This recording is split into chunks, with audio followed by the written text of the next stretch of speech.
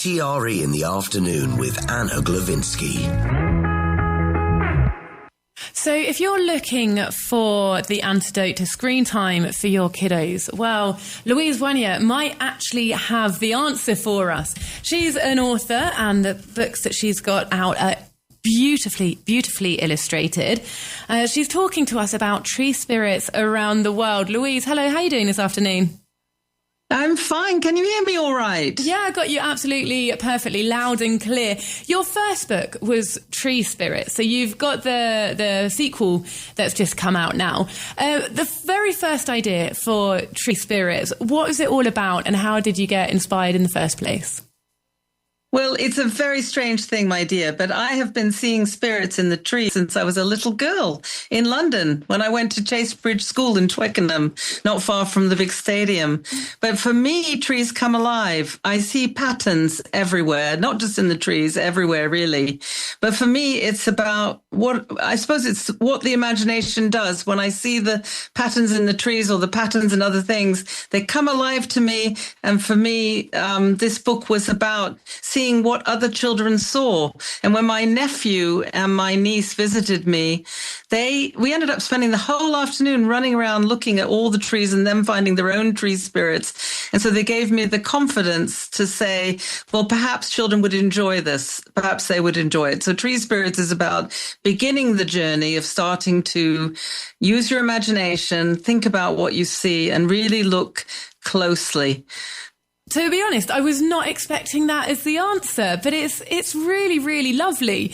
And it's, how did you develop your imagination to be looking out for these tree spirits yourself? It's really captured me. Is it, did you know that it was your imagination, or, did you grow up really believing and connecting with actual spirits in the trees?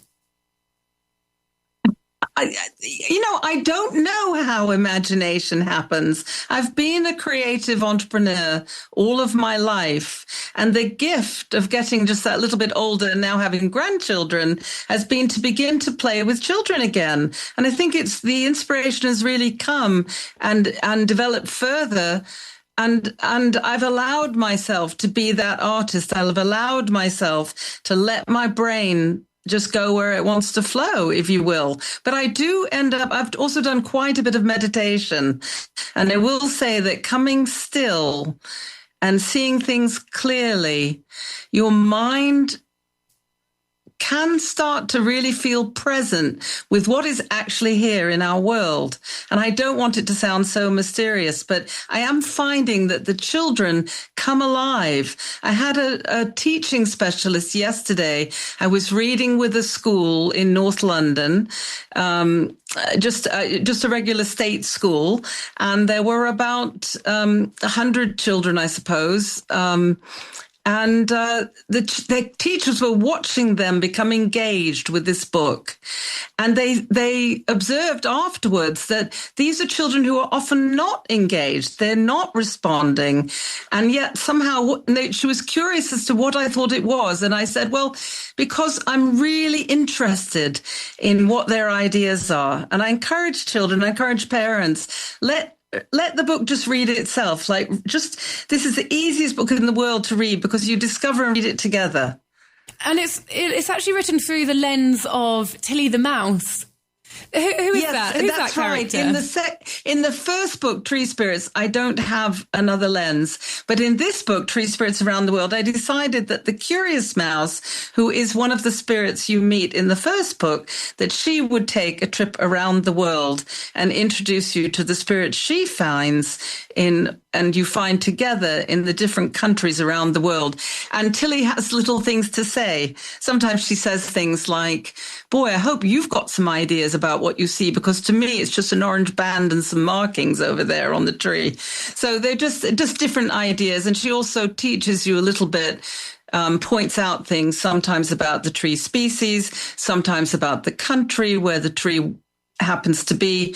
And the book represents many countries that I've had the fortune to be able to either cycle in or visit through the years. And I've always taken pictures everywhere. Sorry, I'm going on a little bit too long, perhaps. No, absolutely. I'm captivated. I love it. So this ultimate book, Tree Spirits Around the World, you take in 10 different trees from different countries. How did you pick out which trees you wanted to use, which countries you wanted to use, and how did you use the trees to tell a story of a bigger picture of those places?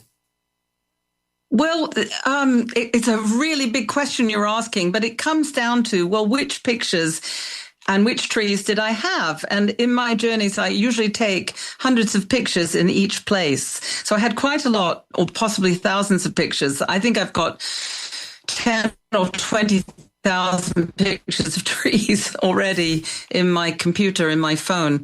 But I picked the places that I found interesting and that I thought I would represent where you could go by boat, because Tilly, like the Wind in the Willows, takes a trip by boat. So it's all these countries have got to be reachable by the sea. And all of these places happen to be small, mostly small countries, although I do touch in America and I do touch in England, where I'm from originally, but they're mostly small countries and interesting places in those countries. And then 3 countries are countries I wanted to include, but I didn't have pictures from. And honestly, people who cousins and friends and other readers who have referred me to photographers. I have one photographer, Tammy Burnstock in Australia, that submitted a picture to me because I've never been to Australia. And a girlfriend was going on a photography exploration in Costa Rica. And I said, could you take some pictures down there and see if you can find one that has this sort of an affect? And she sent me a load of pictures. So 3 of the pictures are contributed and credited, but the rest are from my travels. And they were what arrived out of what I found. It sounds like it became quite a collaborative effort in the end. Could you just talk us through, perhaps, just pick out one of the trees and one of the places from the book and describe it a bit to us, and tell us a little bit how it works in the book? Yes, all right. Well, I'll just take the first one and I'll read you. So the front cover is actually from Patagonia.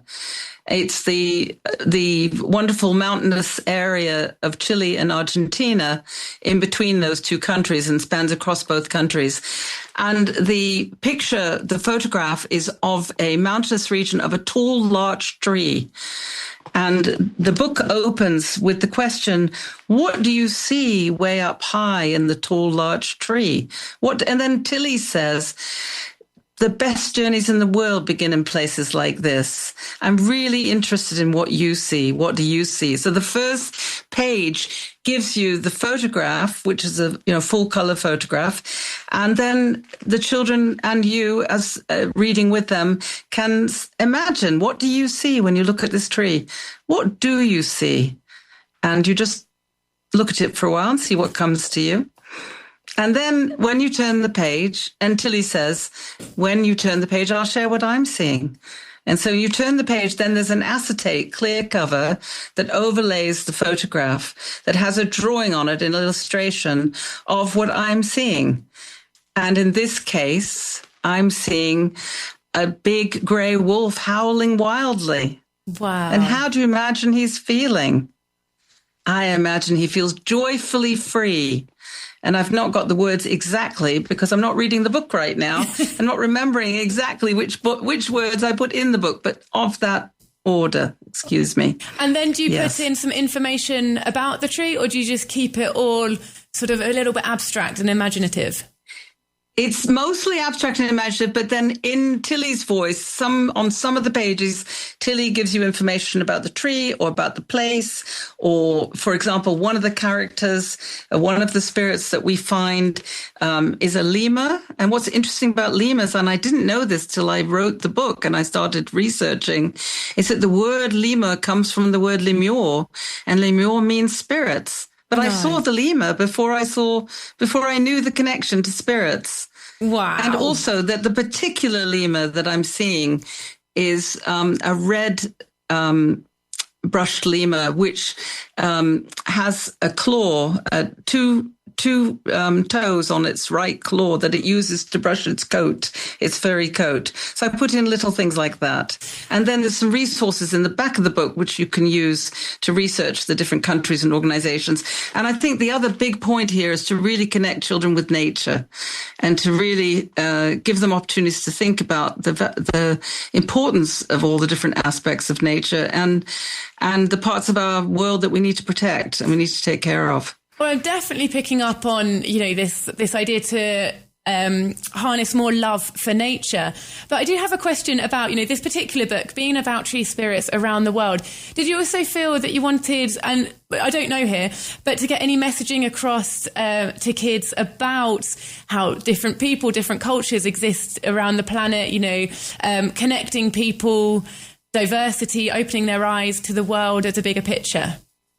Well, you've said it very, very well. Exactly. Precisely. I mean, I feel in my life, I've benefited from the fact that I've been able to travel and even as a child, travel and meet and see many different cultures and perspectives.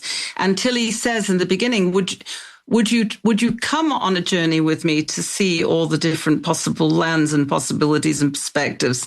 Because that's exactly the point. And it's only when you travel that you open your eyes. And in these countries, I've cycled through villages, through parts of the world that I would never see as a regular traveler, because we're on a bicycle. We're able to go out in the countryside and see many parts of the world. So yes, I'm trying to encourage children to do that for themselves and to realize that the world is a big place and there are many, many different parts of us and different perspectives. Well, it sounds absolutely lovely. How rewarding does it feel for you now to have it out there and being received and being read by kids and getting their responses? It's incredible. It's absolutely incredible. I mean, for me, it's a chance to kind of renew myself and my own spirit. And now I just want to work on many more. So, well, that leads me to my final question. Where do you suspect that Tilly will be travelling to next? I'm not exactly sure, but I do know that it won't just be about trees. Oh, it's going to be many, many other places that we see the spirits and imagine what's possible and understand our own feelings as well. It sounds absolutely beautiful, it's sort of poetic, creative, a chance to connect as well, little ones with their parents or grandparents or teachers who are reading with them. It just sounds so nice. Louise Wannier, that's the author who I've just been speaking to now. Her book is called Tree Spirits Around the World. You can get it on Amazon or check it out on the Talk Radio Europe bookshop. Louise, thanks for joining us today. Goodbye. Thank you so much.